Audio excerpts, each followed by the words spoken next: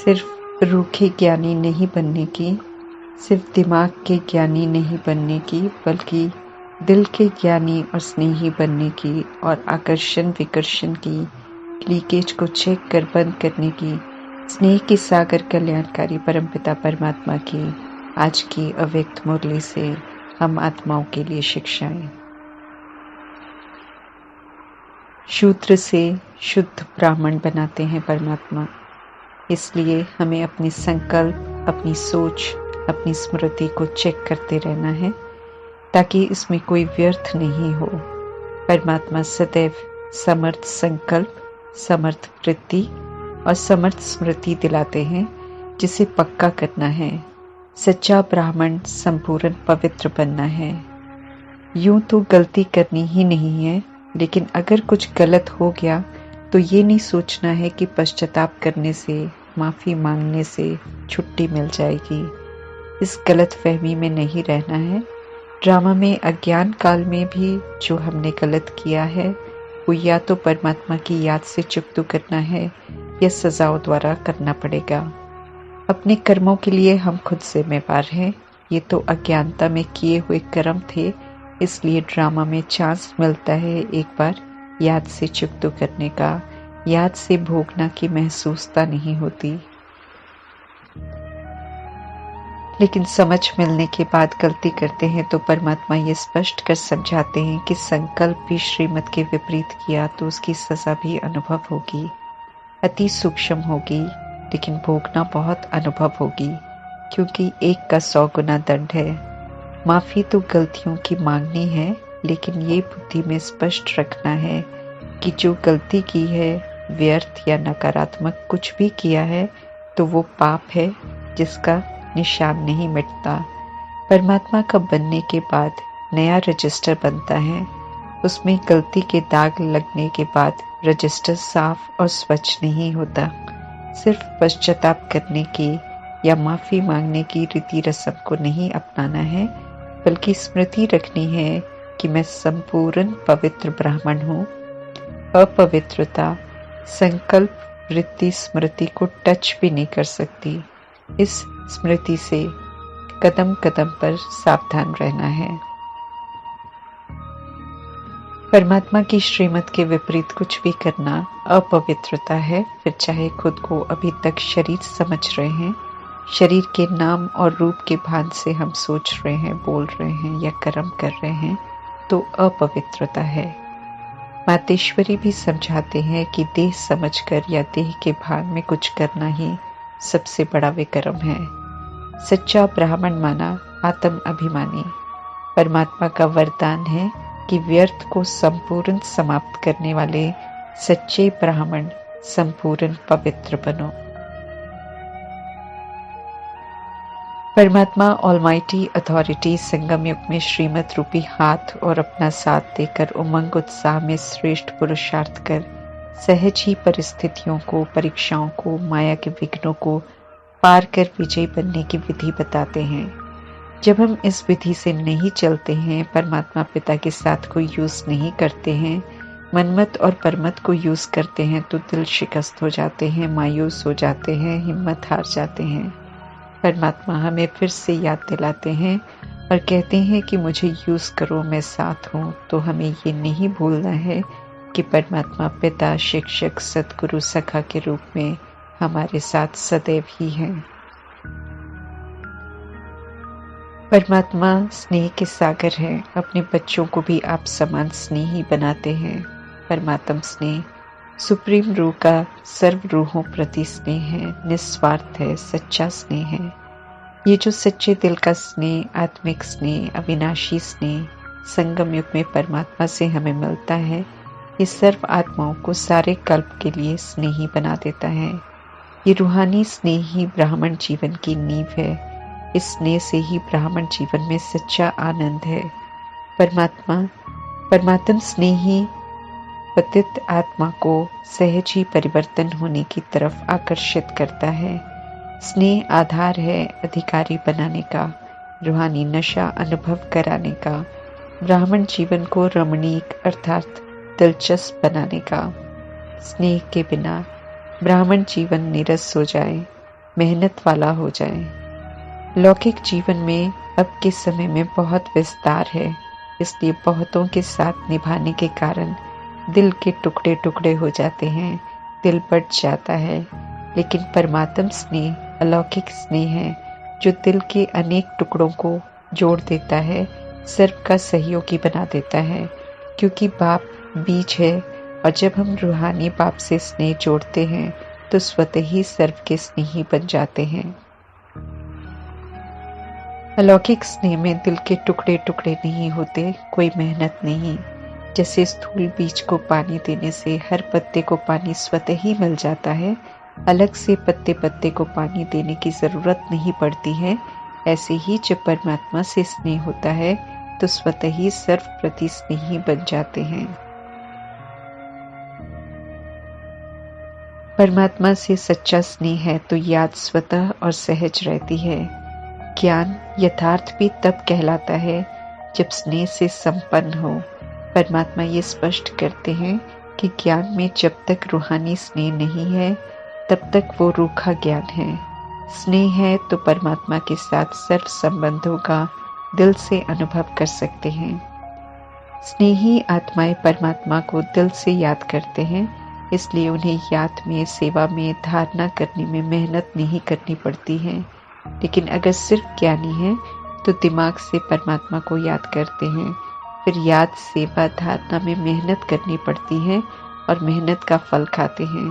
Season तो सच्चे प्यार का फल खाने का है, जो कि तब खा सकते हैं जब परमात्मा से सच्चा स्नेह हो। दिमागी ज्ञान होता है तो परमात्मा कहते हैं कि उन्होंने ज्ञान की बातों में भी क्यों, कैसे, क्या की, अपने से ही लड़ाई लगी रहती है। उनके व्यर्थ संकल्प सादा चलते रहते हैं, इसलिए क्यों की क्यों लगी रहती है। स्नेही आत्मा परमात्मा में लवलीन समाये हुए होते हैं, क्यों क्या के क्वेश्चन नहीं उठाते, बल्कि जैसे परवाने क्षमा के स्नेह में क्यों क्या किए बिना ही न्योछावर हो जाते हैं, ऐसे ही परमात्म स्नेही आत्माएं परमात्म स्नेह में न्योछावर हो जाते हैं। आत्मा जब तक स्नेही नहीं बनती है, सच्चे दिल से परमात्मा पर न्योछावर नहीं हो जाती है, तब तक अधूरा अनुभव करती है, खालीपन अनुभव करती है और परमात्मा से शेयर भी करती है। खुद से जो उसे शिकायत है वो भी करती है और परमात्मा से पूछती भी है कि ज्ञान भी है, ब्राह्मण भी बन गए हैं, आत्मा को भी जान गए हैं, बाप के भी परिचय को जान गए हैं, संबंधों को भी जान गए हैं, चक्र को भी जान गए हैं, रचता रचना को भी हम जान गए हैं, फिर भी याद सहज और निरंतर क्यों नहीं होती है? याद भूलती क्यों है? मेहनत क्यों करनी पड़ती है? आनंद, शक्ति, शांति का सदा अनुभव क्यों नहीं होता है? परमात्मा समझाते हैं कि जब किस समय स्वतः सहज याद और सहज प्राप्तियों का है, फिर भी वैसा नहीं हो रहा है, तो उसका कारण है कि ज्ञान अभी तक दिमाग तक ही है। स्नेह भी दिमागी है, दिल का स्नेह जो साथ साथ होना चाहिए वो कम है। मैं बच्चा हूँ, वह बाप है, दाता है, विधाता है, ये दिमागी ज्ञान है। लेकिन यही ज्ञान जब दिल में समा जाता है तो ज्ञान और स्नेह कंबाइंड हो जाते हैं, तो प्राप्ति का फल मिल जाता है। जब तक स्नेह नहीं तब तक मेहनत है। स्नेह अर्थात सर्व प्राप्ति और सर्व अनुभव के सागर में समाया हुआ। स्नेह है तो सुख की अनुभूति है, स्नेह है तो संतुष्टता है, स्नेह विशेष अनुभूति है। जो स्नेह में हिसाब किताब भी सहज चुकतू कर लेते हैं, परिस्थितियों को भी पार कर लेते हैं, परीक्षाओं को भी पार कर लेते हैं। जैसे प्रजापिता ब्रह्मा, मातेश्वरी और दादियों ने परमात्म स्नेह में सारे उतार चढ़ाव खुशी खुशी पार किए, क्यों क्या के प्रश्न कभी नहीं उठाए, सहज और निरंतर याद में रहकर हर कार्य किया। परमात्मा हम आत्माओं से कह रहे हैं कि खुद ही खुद से पूछो कि ज्ञान के साथ दिल का सच्चा स्नेह भी है या दिल में कहीं लीकेज है। सहज याद चाहिए, याद से प्राप्ति चाहिए, सुख, शांति, शक्ति, आनंद का अनुभव चाहिए, तो किसी भी तरह की स्नेह में खोट या मिलावट नहीं चाहिए। दिल में लीकेज है, अर्थात परमात्मा स्पष्ट कर रहे हैं कि एक परमात्मा के सिवाय किसी में भी, संकल्प में भी स्नेह है, चाहे किसी व्यक्ति से, उनके शरीर से, या उनकी विशेषता से, या वैभव से, या हद की प्राप्ति से, तो वो लीकेज है। और जब तक ऐसी लीकेज है लगाव प्रभाव की, चाहे संकल्प, चाहे वाणी या कर्म में, तब तक सच्चा स्नेह नहीं है। स्नेह नहीं है तो फिर अनुभूति भी नहीं है। ज्ञान में, समझ में भूलापन नहीं चाहिए। इसलिए ये कहना कि कोई वस्तु या कोई व्यक्ति अच्छा लगता है या फिर चाहते नहीं है लेकिन याद आ जाती है, तो ये संकल्प, बोल, कर्म का झुकाव, लगाव की निशानी है। ये लीकेज है जिसके कारण शक्ति नहीं बढ़ती है, शक्तिशाली नहीं बनते हैं, तो परमात्मा को याद करने में मेहनत लगती है, संतुष्टता नहीं होती। कभी याद की अनुभूति में मस्त होते हैं तो कभी दिल शिकस्त हो जाते हैं। लीकेज होने के कारण शक्ति थोड़ा समय भरती है, सदा नहीं रहती है, इसलिए निरंतर योगी बन नहीं सकते हैं। इसलिए पुनः परमात्मा कह रहे हैं कि चेक करो, किसी व्यक्ति, वैभव में लगाव तो नहीं है, अर्थात लीकेज तो नहीं है। अगर है तो उसे बंद हमें ही करना है, नहीं तो लवलीन स्थिति का अनुभव नहीं कर सकेंगे। परमात्मा कहते हैं वैभव है तो प्रयोग कर सकते हैं, लेकिन वो मन की स्थिति को बेआराम न करे। वैभव के वश नहीं होना है, मन का लगाव न हो जाए वैभव से, ये ध्यान रखना है। कोई भी चीज याद को हलचल में न लाए, अर्थात अपनी तरफ आकर्षित न करे।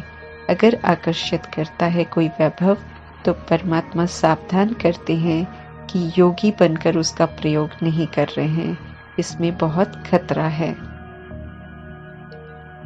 परमात्मा ये भी स्पष्ट कर समझा रहे हैं कि वैभवों के साधनों की प्राप्ति बढ़ती जा रही है, क्योंकि समय प्रति समय इस समय प्रकृति दासीपन सब उपलब्ध कराती है, क्योंकि परमात्मा के बने हैं, उसका फल मिल रहा है बच्चों को। शुरू में साधन नहीं थे यज्ञ में, लेकिन साधना जबरदस्त थी। श्रेष्ठ आत्माओं की साधना का फल है, जो प्रजापिता ब्रह्मा के अव्यक्त होने के बाद सेवा को बढ़ाने के लिए और बढ़ते हुए बच्चों की सुविधा के लिए साधनों की प्राप्ति तेजी से बढ़ती जा रही है। लेकिन साधन रूपी फल को यूज करते हुए परमात्मा को नहीं भूलना है, उन्हीं की वजह से सब कुछ मिल रहा है। परमात्मा ये भी ध्यान खिंचवा रहे हैं कि ये साधन थोड़े समय तक ही बढ़ते जाएंगे, इनमें खोना नहीं है, इनके गुलाम नहीं बनना है, क्योंकि अंत में ये साधन कार्य करना भी बंद कर देंगे। अधीनता नहीं होगी तो हलचल में नहीं आएंगे। साधन का आराम लेते हुए आराम देने वाले राम को नहीं भूलना है, हमें सच्ची सीता होकर रहना है। गुलजार दादी और जानकी दादी इसमें परफेक्ट उदाहरण बने। छोटे होते से दिल से परमात्मा का बनने के कारण, दिल से सच्ची सेवा और यज्ञ की पाई पाई बचाने में सहयोग देने के कारण परमात्मा ने उनके लिए अंतिम के 10-15 वर्षों में श्रेष्ठ साधन उपलब्ध कराए, परंतु उनका आकर्षण कभी भी साधनों तरफ न व्यक्तियों तरफ गया। बिल्कुल डिटैच हो परमात्मा की याद में रहते हुए बाबा शब्द सदा मुख पर रहता और सेवा करते रहते, अर्थात सच्चे राम निराकार परमात्मा की सच्ची सीता बन पाठ बजाया। कभी भी मर्यादा की लकीर से संकल्प रूपी अंगूठा भी नहीं निकाला। ऐसा ही परमात्मा हम आत्माओं से भी आशा रखते हैं कि हम भी सच्ची सीता बने। साधन है तो साधना करते हुए यूज करें, नहीं तो साधन स्वर्ण हिरण का कार्य करेगा। परमात्मा सावधान करते हैं कि व्यक्ति वैभव के लगाव झुकाव से सदा अपने को सेफ रखो, नहीं तो परमात्मा के स्नेही और सहज योगी नहीं बन सकेंगे। उसकी जगह कभी सहयोगी, कभी सहज योगी तो कभी वियोगी अनुभव करते रहेंगे, कभी याद तो कभी फरियाद करते रहेंगे। फिर कंप्लेन भी कभी पूरी नहीं होगी, कभी संतुष्ट नहीं होंगे। अप्राप्ति का, दुख का वर्णन करते रहेंगे, कभी अपने भाग्य से संतुष्ट नहीं होंगे। अपने भाग्य के अप्राप्ति का निमित्त दूसरों को बनाते रहेंगे, दूसरों को कारण समझेंगे, दूसरों पर दोष लगाते रहेंगे। हमें अपनी अप्राप्तियों के लिए औरों पर दोष नहीं लगाना है। भाग्य विधाता ऑलमाइटी अथॉरिटी परमात्मा है, तो जहाँ भाग्य विधाता भाग्य बना रहे हैं, उस परमात्म शक्ति के आगे कोई आत्मा की शक्ति हिला नहीं सकती है। तो हम कैसे कह सकते हैं कि कोई ऐसा करता है इसलिए मेरा भाग्य नहीं बन रहा है? हम कैसे दोष लगा सकते हैं औरों पर? परमात्मा हम सभी से पूछ रहे हैं और कहते हैं ऐसा कहना बहानेबाजी है, क्योंकि उड़ती कला की बाजी नहीं आती। बहानेबाजी में होशियारी नहीं दिखानी है। इसलिए फिर से परमात्मा कहते हैं कि चेक करो कि कहीं स्नेह से झुकाव न हो या हिसाब किताब चुकतू होने के कारण कहीं पर कोई झुकाव ना हो। परमात्मा समझा रहे हैं कि सिर्फ स्नेह का, हिसाब किताब का या मोह का झुकाव नहीं होता, बल्कि किसी से ईर्ष्या व घृणा होती है तो वहां भी झुकाव होता है। बार बार वही याद आता रहेगा। ऐसे में परमात्मा से योग नहीं लगेगा। श्रीमत प्रमाण सोचेंगे कि स्वदर्शन चक्रधारी हैं, लेकिन चलेगा प्रदर्शन चक्र, क्योंकि मन में किसी के लिए ईर्ष्या है या घृणा है। परमात्मा से योग लगाने के लिए न आकर्षण का झुकाव हो, न विकर्षण का झुकाव हो, क्योंकि परमात्मा समझाते हैं कि दोनों ही झुकाव आत्मा को नीचे ले आते हैं, इसलिए दोनों ही चेक करने हैं। परमात्मा के आगे अर्जियां नहीं डालनी है, बल्कि खुद को श्रीमत प्रमाण चेक कर खुद ही ठीक करना है। परमात्मा के संस्कार कल्याणकारी हैं, परंतु कर्मों की फिलॉसफी कहती है कि जो करता है वही भुगतान भी करता है। परमात्मा उसमें हिस्सेदार नहीं बनते। कमियां बुराइयां धारण की हैं तो समझ से मिटानी भी है। हिसाब किताब बनाए हैं तो चुकतू भी करने पड़ेंगे। भक्ति मार्ग की तरह हम ये नहीं कह सकते हैं कि परमात्मा आप चुकतू कर दो। परमात्मा को भूलकर, उनकी शिक्षाओं को भूलकर हिसाब किताब बनाते हैं हम। फिर चुकतू करने समय बाबा कह पुकारते हैं। परमात्मा चुकतू करने की विधि बताते हैं, उसके लिए बंधे हुए हैं, लेकिन चुकतू तो उसे हमें ही करना पड़ेगा। बाप समान बनना है, इसलिए परमात्मा की श्रीमत है कि रूखे ज्ञानी नहीं बनो, दिमाग के ज्ञानी नहीं बनो, बल्कि दिल के ज्ञानी और स्नेही बनो और लीकेज को चेक करो और बंद करो। संगम युग में हीरे समान बनना, हीरे तुल्य जीवन बनना, अर्थात हीरो बनना। और जो हीरे समान बन जाते हैं वे सृष्टि ड्रामा के अंदर आदि से अंत तक हीरो पार्ट बजाने वाले बनते हैं, इसलिए डबल हीरो कहलाते हैं। परमात्मा हम आत्माओं से पूछ रहे हैं कि क्या हम ऐसा डबल हीरो खुद को समझते हैं? ऑलमाइटी गॉडफादर के साथ पाठ बजाना बहुत बड़ा भाग्य है। एहसास और रूहानी नशा दिला रहे हैं परमात्मा और पूछ रहे हैं कि सदा इस श्रेष्ठ भाग्य को स्मृति में रख आगे बढ़ रहे हैं या नहीं? कहीं रुक या थक तो नहीं रहे हैं? ये हमें अपने आप से पूछना है। परमात्मा के अनुसार इस रूहानी यात्रा में थकने या रुकने या बोर होने या उमंग उत्साह का कम होने का प्रश्न उठना नहीं चाहिए, क्योंकि परमात्मा तो सदा साथ हैं। कायदे से अच्छा साथ ही साथ है, तो हर्षित रहे, सदा आगे बढ़ना है और सेवा भी करते रहना है, क्योंकि जो आत्माएं कल पहले बाप की बनी थी वे बाप की फिर से बननी ही है। परमात्मा का सच्चा और अच्छा साथ छोड़ने की भूल कर न कभी थकना है, न रुकना है, न बोर होना है। ओम शांति।